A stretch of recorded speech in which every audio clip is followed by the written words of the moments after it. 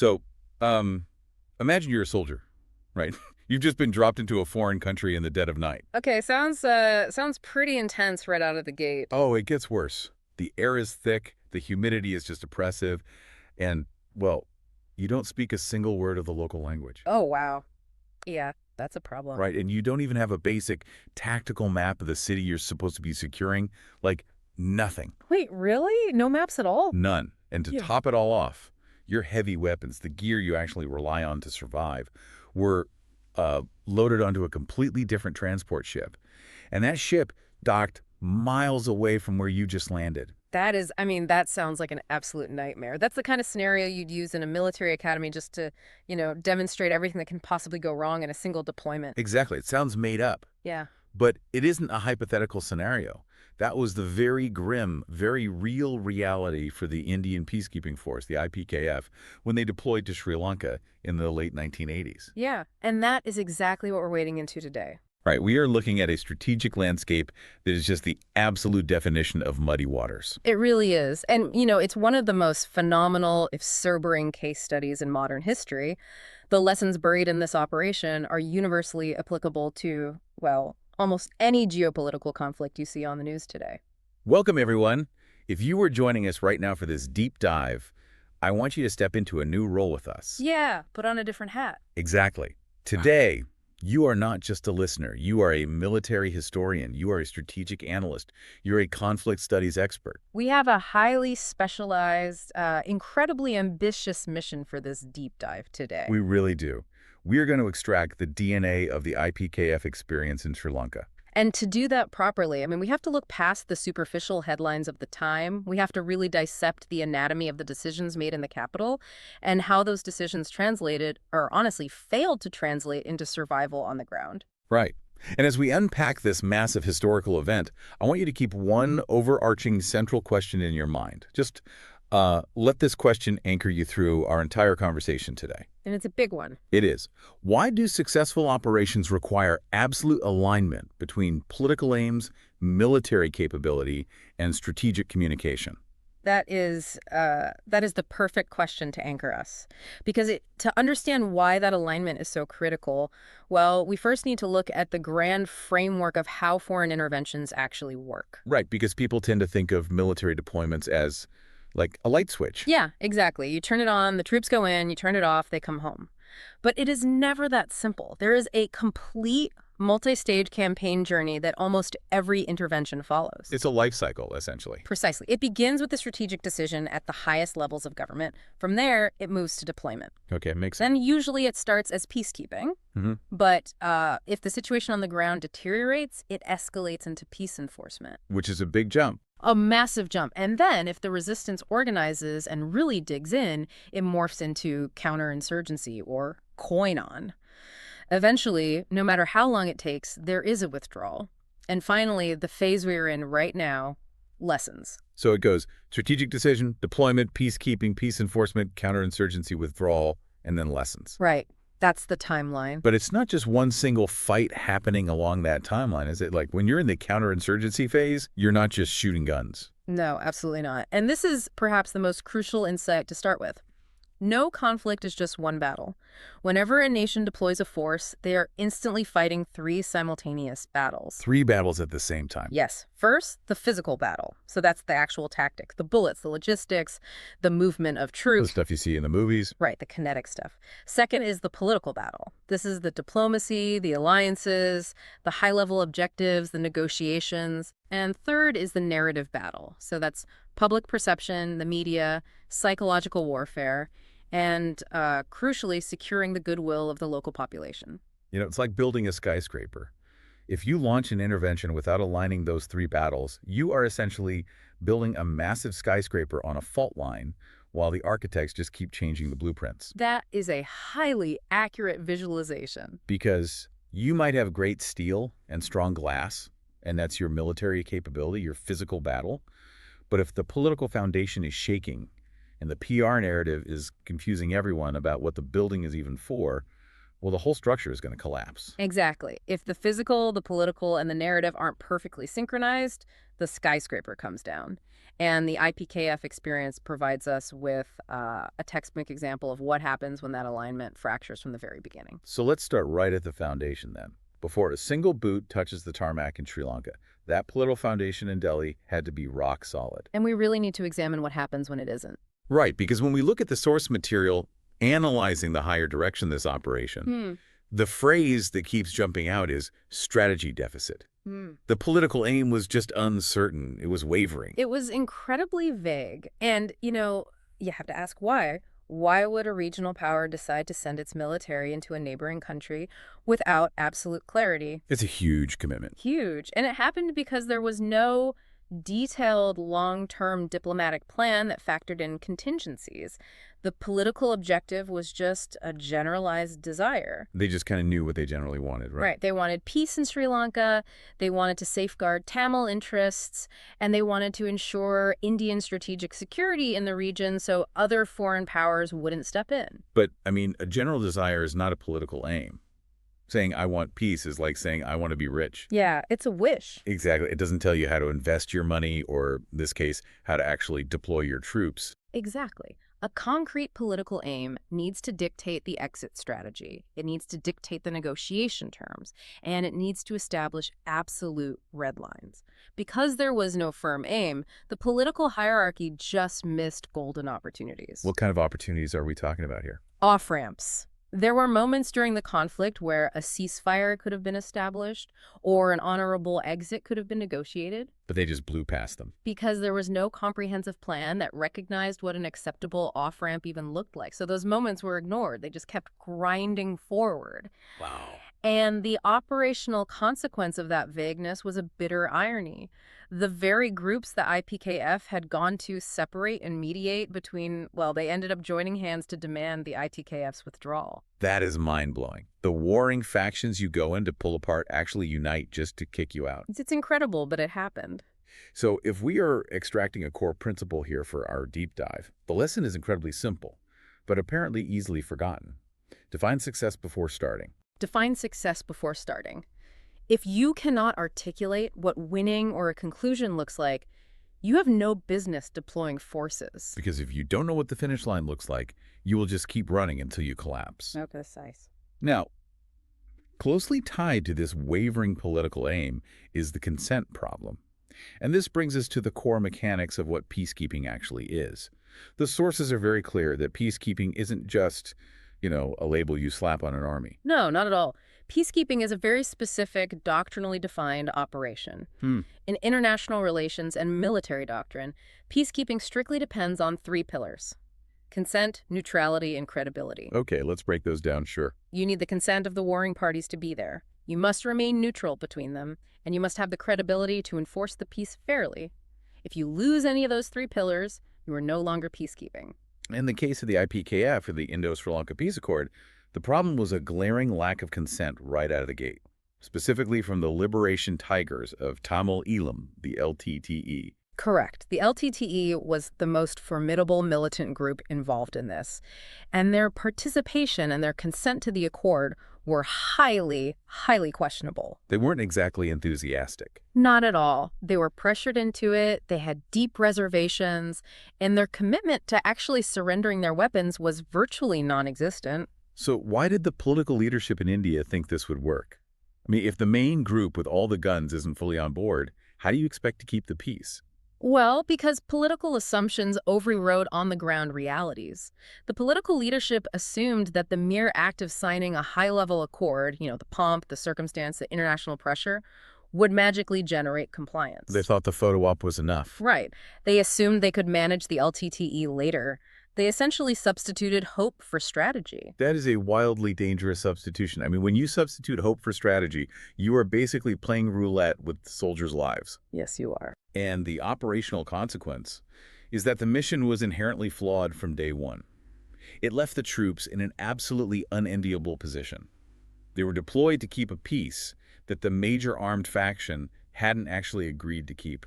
Right. And when consent vanishes, the mission must immediately adapt. You can't just pretend you are still a peacekeeper when the people you are keeping the peace between are actively shooting at you. Yeah, that's not peacekeeping anymore. It's not. You have to transition into peace enforcement or even counterinsurgency.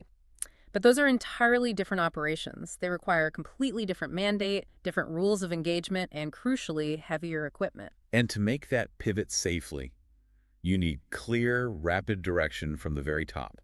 Which brings us to the structural issue of higher direction. Who is actually steering the ship in Delhi? Yeah, and the sources mention that the higher direction came from an ad hoc core group. Which doesn't sound great. No, that is a major structural flaw. Instead of utilizing a stable, permanent institutional body focused purely on national security to guide this massive, complex excursion, the government just assembled a temporary ad hoc committee. I can hear people defending that, though. Mm. Like someone might say, well, ad hoc groups are agile. They can bypass bureaucracy and move fast during a crisis. What's the inherent danger there? Look, agility is great for putting out a small fire. It is terrible for managing a multi-year international intervention. Ad hoc groups lack institutional memory. They lack long-term focus. That makes sense. And most importantly, they lack the institutional gravitas to push back against sudden political whims. A permanent strategic coordination mechanism provides stability. It ensures that decisions are made based on comprehensive long-term security assessments. You're looking at the region 5-10 years down the line, not just reacting to the political crisis of the week. And this leads right into what might be the most fatal crack in the political foundation, political-military coordination. The sources make it painfully clear that the military was largely excluded from the early decision-making process.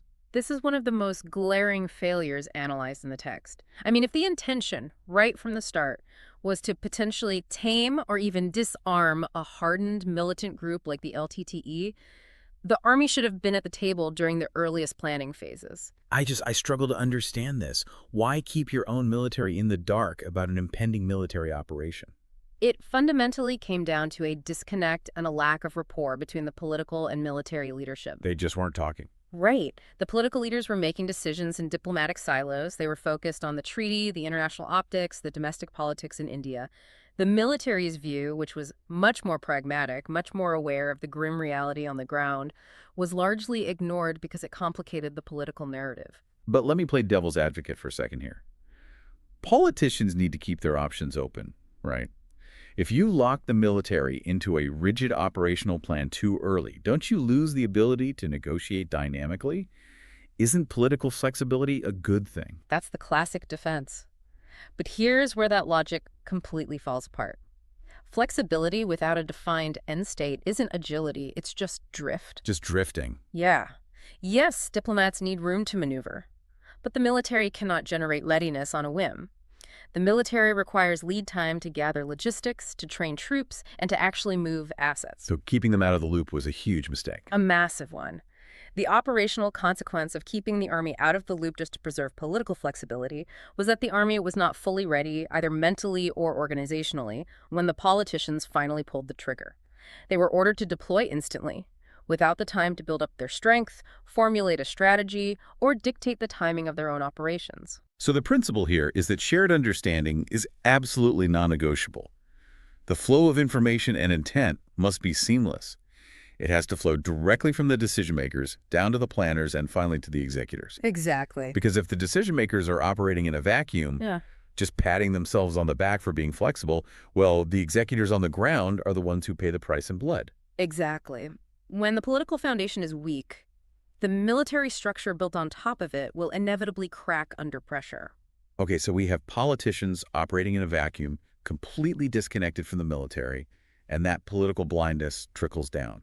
Because if the politicians don't know what they actually want, the intelligence agencies don't know what to look for either. Which brings us to the intelligence failure and the timing mismatch. And intelligence is the lifeblood of any military operation. You simply cannot fight what you do not understand. And the intelligence failure analysis in the IPKF experience is just profound. Let's look at the gap between what they knew and what they needed to know. The sources point out that Indian intelligence agencies, specifically the Research and Analysis Wing, or RNAW, had extensively dealt with the LTTE even before the accord was signed. Like they knew these guys. They did, and that is what makes the failure so inexcusable. The fundamental problem was a massive failure to gauge the actual intentions and capabilities of the LTTE at the exact moment of deployment. How does that happen, though?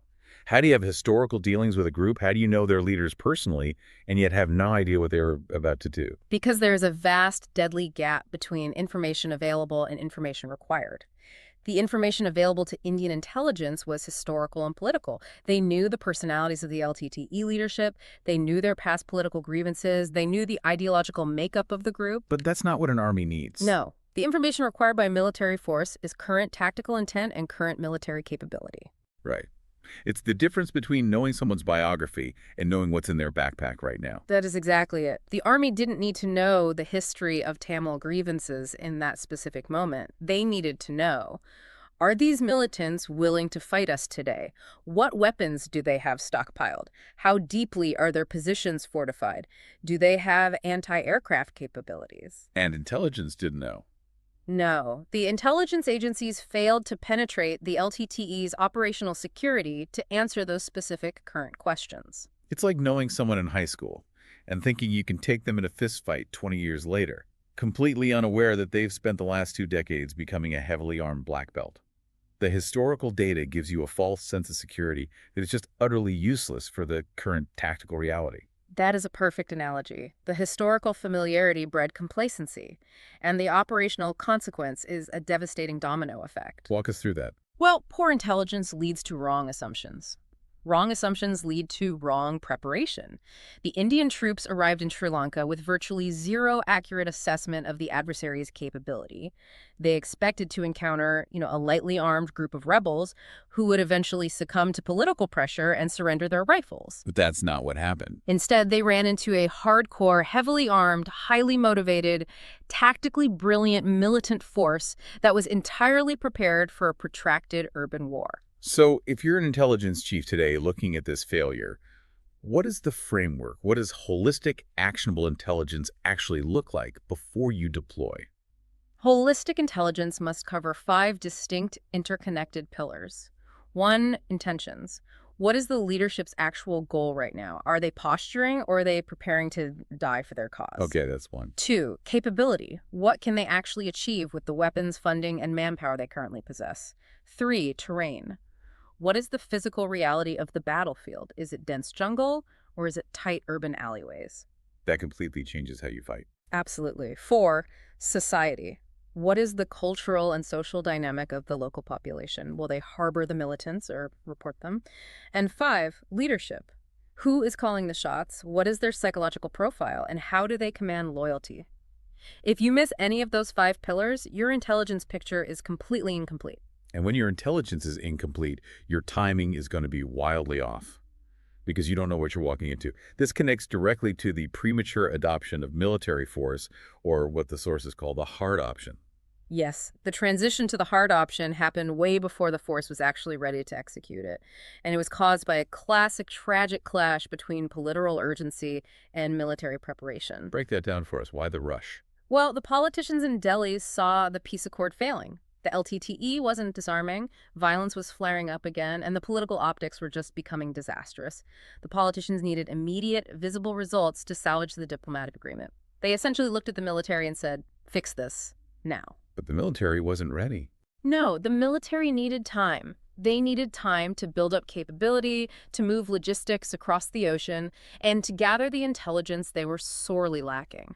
But the politicians' watch moves faster than the general's logistics train. Always.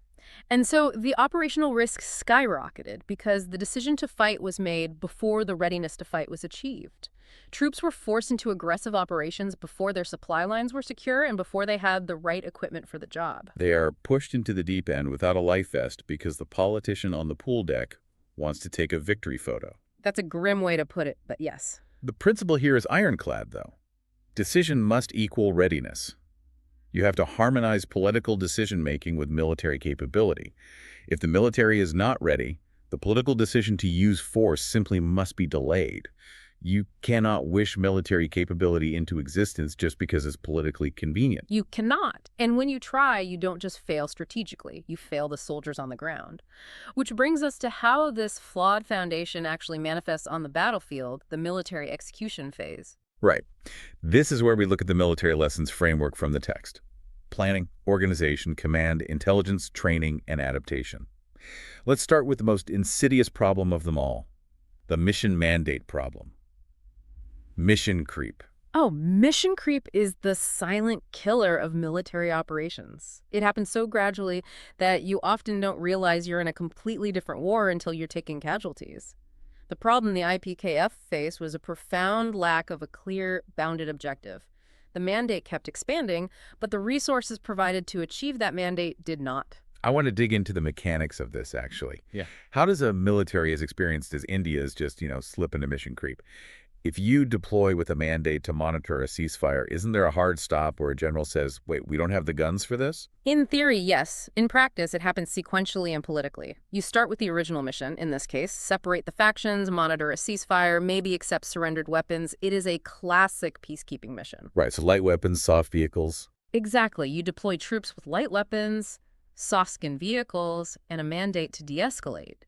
But then the ground reality changes. The LTTE doesn't comply, they start attacking. So the politicians, rather than formally declaring a new war and restructuring the entire military deployment, they simply add to the to-do list. Like, just go ahead and disarm them forcefully while you're down there. Exactly. The original mission becomes an expanded mission. Now you have to actively hunt and disarm a hostile force. But the politicians don't give the military the heavy artillery, the armored personnel carriers, the dedicated intelligence networks, or the massive manpower required for that new violent mission. So you have a huge gap. A severe resource mismatch. You are asking a police force to fight a mechanized war. Original mission to expanded mission to resource mismatch, and the operational consequence is pretty obvious. The troops on the ground feel completely abandoned. They feel like the government has absolutely no idea what it wants, but still expects them to bleed for it anyway. Morale plummets, and casualties rise because you're fighting a war with peacekeeping resources. Which is why the future principle is to guard ruthlessly against mission creep. If the core mission changes, the mandate, the resources, and the public justification must be completely formally overhauled. You cannot just sneak a war into a peacekeeping deployment. And if you don't overhaul it, you end up with massive planning and contingency failures. The sources highlight this beautifully. The problem wasn't a lack of planning entirely, but rather generalized planning instead of detailed, granular preparation. Yes. The Army headquarters had been considering the possibility of an intervention in Sri Lanka for months prior to the accord. They had drawn up SAN model plans, but the planning remained generalized. Why, though, if they had months? Because the core assumption driving the planning was that the mission would strictly remain a peaceful induction. They assumed the political accord would hold. They didn't plan for the worst-case scenario. They assumed the architects wouldn't change the blueprints. Right. And because there was a lack of detailed contingency planning, like planning for what happens if the LTTE shoots back, what happens if we need to take the city of Jaffna street by street, the troops entered the accord enforcement phase entirely unprepared. They were under strength, under-equipped, and under-trained for the brutal reality of peace enforcement. So the future principle here is that detailed contingency planning is vital. You have to plan for the logistics of a heavy firefight. You have to train for urban combat. You have to arrange the force composition for counter-insurgency, even if you're only deploying to hand out food and monitor borders. Hope, as we said, is not a contingency plan. It absolutely is not. And the dire lack of planning became glaringly, painfully obvious during the induction phase. Like how the troops actually got from India to Sri Lanka. Oh man, this part of the source material is just astounding to read. The induction lessons, the force composition. The problem was this haphazard, piecemeal induction of heterogeneous reserve formations. Let's translate that. What does that actually mean on the ground? It was a logistical nightmare of the highest order. Because of the sudden political demand for speed, the military couldn't send a single cohesive, fully trained division. Instead, they pulled reserve formations from entirely different commands across India. Southern Command, Western Command, Eastern Command. Wait, why is that a problem? Aren't they all Indian Army soldiers? They are, but military cohesion relies on shared standard operating procedures, or SOPs. Troops from different commands have different operational roles. Some are trained for desert warfare, some for mountain borders. So they have different skill sets. Completely different. Many of these reserve units had absolutely no counterinsurgency experience whatsoever. They didn't know each other's radio cadences. Their logistics chains were entirely distinct. And it wasn't just that they were from different commands, it was how they were moved. The sources note severe constraints in sea and airlift capabilities. Yes, the political pressure dictated getting boots on the ground instantly. But India simply did not have the massive transport aircraft or the naval armada required to move a cohesive fighting force, along with all its heavy equipment, all at once. So they just grabbed whoever was available, threw them on whatever commercial or military planes and ships they could find, and sent them over. It's like trying to build a complex jigsaw puzzle, but the pieces are dropped out of different airplanes in the dark into different cities. That analogy captures the chaos perfectly. The operational consequence was a total breakdown of cohesion before the first shot was even fired. Logistics broke down immediately, formations were shattered, you had infantry units disembarking at an airfield in Sri Lanka, but their heavy stores, their heavy weapons, and their transport vehicles were on a ship that docked somewhere else entirely. Imagine being a soldier in that scenario. Yeah. You land in a hostile country, you have your rifle and a backpack. The enemy is fortified in concrete bunkers, and you are told your heavy machine guns and mortars are 50 miles away, and you have no trucks to go get them. It's unbelievable. And because of the urgency, you were sent straight into battle under a completely different brigade commander you've never met in your life. It is terrifying. It breaks every fundamental rule of unit cohesion, morale, and military effectiveness. The future principle is stark. Rapid deployment requires meticulous preparation before the crisis. You cannot figure out airlift logistics, unit organization, and heavy weapons integration while the crisis is exploding on the tarmac. You need the right force, with the right equipment, with the right training, adapted to the right environment, ready to go on day one. Okay, so we've got disjointed troops on the ground. They are missing their heavy gear. They're facing an enemy they weren't prepared for. Now, let's look at who is actually giving them orders, because if the troops are confused, you at least hope the generals have a clear picture. But the sources show us the nightmare of divided authority. Let's talk about command, control, and the reality of the ground. Right. Unity of command is the bedrock of military operations. In Sri Lanka, that bedrock was pulverized. The problem was overlapping command. You had the general officer commanding, the GOC of the 54 Infantry Division on the ground, and the overall force commander, the OFC. Okay. And they were receiving conflicting direct instructions from everywhere. Army headquarters in Delhi, Southern Command headquarters, the Indian High Commissioner in Colombo. I want to use an analogy here. It's like driving a high-speed pursuit vehicle, but three different people have their own steering wheel, somebody else is working the gas pedal, and none of them can actually see out the windshield. Why did this happen structurally? It happened because there was no joint headquarters established at the functional operational level. At the very top in Delhi, sure, there was a committee. But on the ground in Sri Lanka, where the war was actually being fought, nothing was integrated. The Navy and Air Force only had token representation. They weren't integrated into the daily tactical planning or execution. So what did that actually look like operationally? Like, if I'm the overall force commander, what can I do? You have an incredible coordination gap. As the overall force commander, you are supposedly in charge of the war. Yet you have no operational control over the Air Force helicopters you need for transport. You have no control over the Navy ships bringing your supplies.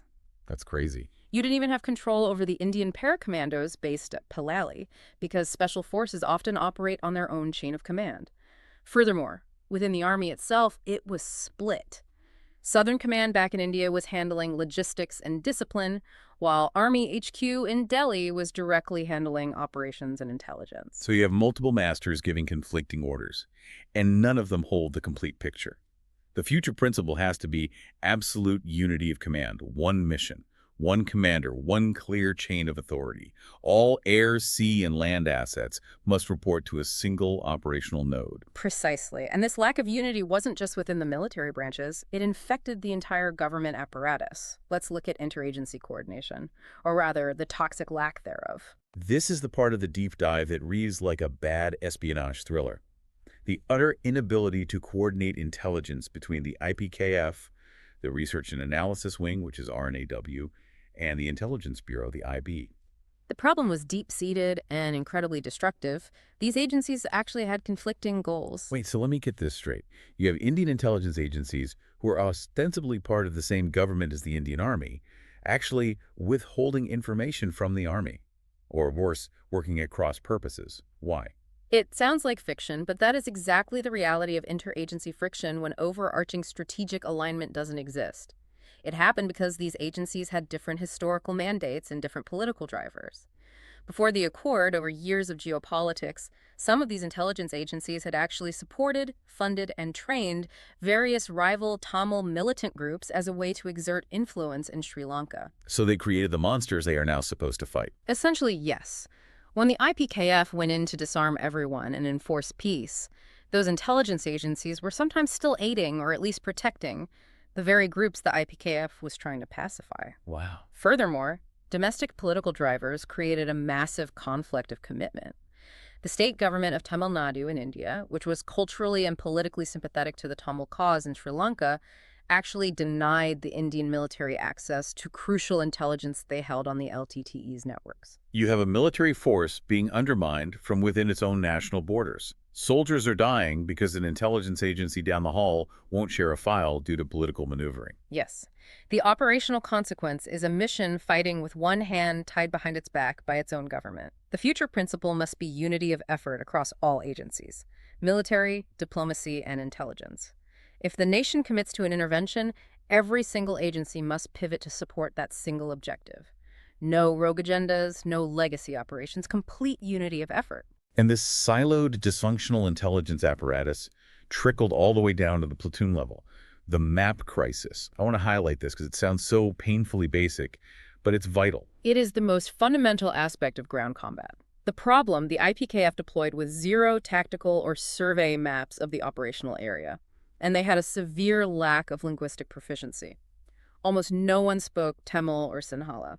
I mean, imagine navigating a foreign city to find a coffee shop without a map or a translation app. Now imagine trying to conduct a complex, multi-battalion military assault on a fortified urban center. How does a modern military deploy without maps? Insufficient resources and a profound lack of foresight by the Director General of Military Intelligence in the command headquarters. They assumed it was a peaceful mission. They didn't anticipate needing tactical maps for artillery strikes or urban room clearing, so that they didn't prepare them. And the operational consequence is that troops are forced to rely entirely on on-the-fly battle intelligence. They're walking into three-way intersections not knowing which building overlooks it. They're walking into ambushes because they don't know the terrain. Exactly. And when they do capture a prisoner or when a local tries to warn them about an IED, they can't understand them because they don't speak the language. The future principle is that a modern military must maintain digital, constantly updated map repositories of all strategic neighborhoods and potential flashpoints. And it must prioritize language training and human intelligence. A multi-million-dollar tank is useless if the driver doesn't know which road is mine, and a local civilian's warning is useless if no one can translate it. Here's where it gets really interesting, though. We've talked about the political drift, we've talked about the intelligence void, the command chaos, the lack of maps. But when strategy fails, when intelligence fails, who pays the ultimate price? The individual soldier. Let's dive into the tactical crucible and adaptability, because this is where the abstract failures of politicians and generals translate into the physical trauma of the troops. And the adaptability required of the IPKF soldier was staggering. And honestly, it was deeply unfair. The text notes that they were expected to transition from peacekeeping to a massive assault on a fortified city to classic rural counterinsurgency, all in the span of just 9 weeks. 9 weeks. It's an impossible timeline for an organization as massive as a military division. Why it happened comes back to those rigid deployment timelines mandated by politicians and a complete failure to anticipate the level of LTTE resistance. They poke a hornet's nest, expecting the hornets to surrender. So the Indian Army, which was actually highly experienced in rural insurgency, I mean, they had fought in the northeast of India for decades, suddenly faced hardcore urban guerrillas in fortified city positions. Right. And rural insurgency involves tracking through jumbles. Urban guerrilla warfare involves fighting house to house, dealing with snipers, booby-trap doors, and civilian collateral damage. The operational consequence was that the Indian Army initially used conventional, large-scale tactics in an urban guerrilla setting. Which doesn't work. Not at all. They tried to fight a modern conventional war against an enemy that melted into the civilian population. This led to high, entirely avoidable casualties. They had no time to train for this specific contingency. They were learning urban warfare on the job under heavy fire. Which leads to what the outline calls tactical obstinacy. Let's talk about the technology and the tactics on the ground, because the LTTE was incredibly innovative while the IPKF was stuck in its ways. The problem was a rigid adherence to outdated methods. Troops remained roadbound. They bunched up during patrols. Officers favored large, cumbersome patrols rather than nimble squad movements. And crucially, they were using antiquated, unencrypted signal equipment. I want to focus on that signal equipment, the VHF radios. Why is that a death sentence? Because the LTTE was technologically savvy, they easily intercepted the Indian Army's unencrypted VHF radio transmissions. That meant the LTTE literally knew where the Indian patrols were turning left or right in real time. Oh, that's brutal. The LTTE could listen to the commander ordering his men down a specific street, and they would simply wait at the end of that street. It turned a standard patrol into a walking ambush. You've lost the element of surprise entirely. Why did the Army stick to these bad habits? Why stay roadbound when you know there are IEDs? A combination of underestimating the LTTE, stereotypic training, and a severe lack of technological modernization. For instance, their training taught them to react to automatic fire by assuming it was a large enemy formation, so they would fan out and lay down suppressive fire. Standard drill. Right, but the LTTE often used single snipers or small hit-and-run teams, so the Indian troops were wasting ammunition and exposing themselves to secondary ambushes. And the consequences were devastating. The LTTE were masterful at ambushes, using improvised explosive devices, IEDs, and booby traps. If you are road-bound in large, predictable patrols, and the enemy knows your route because they are listening to your radio, you are a perfect target for an IED. The casualties from mines were immense. And it wasn't just standard patrols that suffered. The text highlights a highly hazardous, poorly planned heliborne drop into the Jaffna University area, which was known to be a militant headquarters. The Jaffna University helidrop. This is a famous, tragic incident. It was a bold idea, inserting special forces directly into the heart of the enemy stronghold to capture the leadership. But it was tasked without hard tactical intelligence. It was directed straight from the military operations room in Delhi, bypassing local commanders. Which we already know is a bad idea. Exactly. And there were zero contingency plans for when things went wrong. The helicopters came under intense fire, troops were pinned down, reinforcements couldn't reach them, and it resulted in heavy casualties. It severely demoralized the task forces involved. Because it reinforces that feeling. The people giving the orders, sitting in an air-conditioned room 1,000 miles away, have no idea what the reality of the ground is. Exactly. The future principles derived from this tactical crucible are multi-layered. First, militaries must cultivate a flexible doctrine and rapid adaptation leadership. You must empower junior officers to change tactics on the fly. Right. Second, embrace small team tactics. They are harder to track, harder to ambush, and more agile in urban environments. Third, enforce stringent fire discipline and intense IED awareness training. And fourth, you must have technological and electronic superiority. Encrypted communications, surveillance drones, electronic warfare capabilities. In hybrid warfare, if the enemy is intercepting your comms, the battle is over before it begins. So we've painted a pretty grim picture of the physical battle and the political battle. But let's bring in that third battle you mentioned at the very beginning. Because you can win the firefight, you can secure the street, you can capture the bunker, but you can still lose the war on television. Let's look at the narrative battle and civil stabilization. And this is arguably where modern conflicts are truly decided, the psychological and information warfare domain. You can achieve physical success, but if you suffer perception failure, you lose. The problem for the IPKF was intense adverse publicity and a highly internationalized propaganda campaign run by the LTTE. The IPKF was getting crushed in the court of public opinion. Why did it happen? It was a massive clash of institutional cultures. The Indian Armed Forces had a colonial legacy of insularity. Their default position was to avoid the press, no comment. They didn't want to explain their operations. They didn't embed journalists. They viewed the media as a nuisance. Whereas the LTTE understood the power of the camera. The LTTE were pioneers in this. They were incredibly savvy at manipulating both Western and Indian media. If there was a firefight, the LTTE would take journalists on guided tours of the battle damage, framing completely normal, albeit tragic, military collateral damage as intentional, horrific atrocities committed by the Indian Army. And because the Army wouldn't talk? Because the Indian Army refused to speak to the press, the LTTE essentially had a monopoly on the truth. The operational consequence is this massive disconnect. Physical success versus perception failure. On the ground, as the campaign wore on, The IPKF actually maintained high discipline under impossible circumstances. They eventually gained local goodwill.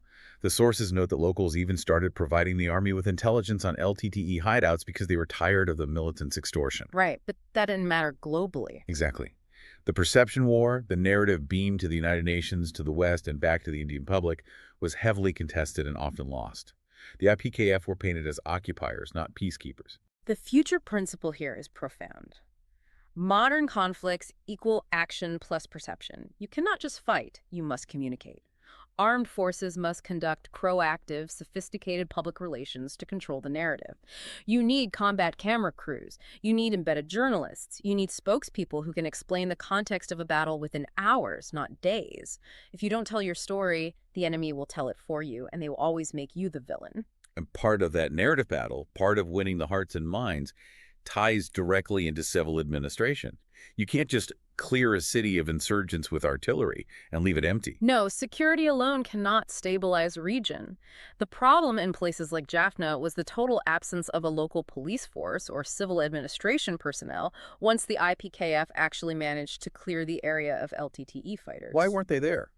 If you capture a city, shouldn't the police be right behind you to set up traffic lights and open the courts? They should be. But because the planners in Delhi didn't cater for civil affairs post-conflict, they weren't there.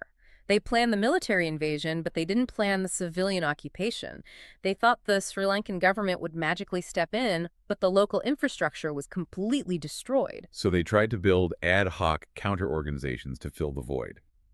The text mentions groups called the Three Stars and the Citizens Volunteer Force. Yes, but these were highly ineffective. They were essentially just rival anti-LTTE militant groups given a new badge and a bit of authority by the IPKF. They didn't have the trust of the public. The civilians viewed them as just another armed gang. So the operational consequence falls right back on the shoulders of the infantry soldier again. The army is diverted from its primary task of combating insurgents and hunting LTTE leaders to doing routine community policing. You have highly trained infantrymen directing traffic, settling local land disputes, and trying to run food distribution. It's a huge drain on resources. The sources mention the Central Reserve Police Force, the CRPF, was brought in, but they were only trained for riot control, not routine community policing or investigative work. The future principle is that governance, police, basic services, and public trust are required to hold ground. A military can clear an area with kinetic force, but only a civil administration can hold it and build lasting peace. If you deploy the military without a comprehensive civil affairs plan, a plan to restore water, electricity, courts, and local policing, you will be stuck in that city forever, fighting a never-ending insurgency. Which brings us to the ultimate question, the climax of our deep dive. We've talked for an hour about the wavering political aims, the catastrophic intelligence gaps, the tactical blunders, the unencrypted radios, the PR disasters. It sounds like a total fiasco. So I have to ask you, based on the sources, was the IPKF a failure or a success? It is incredibly important to provide a nuanced, balanced evaluation here. It is easy to look at the casualty lists and the negative press and declare it a failure. But the overall negativity surrounding the mission often clouds the very real, very significant strategic achievements. We have to balance the criticism. Let's do that. Let's look at the achievements analysis. What did the IPKF actually get right? Strategically, they were highly successful in fulfilling India's core geopolitical aims. First, they thwarted the involvement of other world powers in India's immediate backyard. By intervening, India prevented outside forces from establishing a foothold in Sri Lanka, maintaining Indian regional primacy. That's a massive point for geopolitics. Huge. Second, containment. They successfully avoid the spillover of the virulent Tamil insurgency into the Indian state of Tamil Nadu.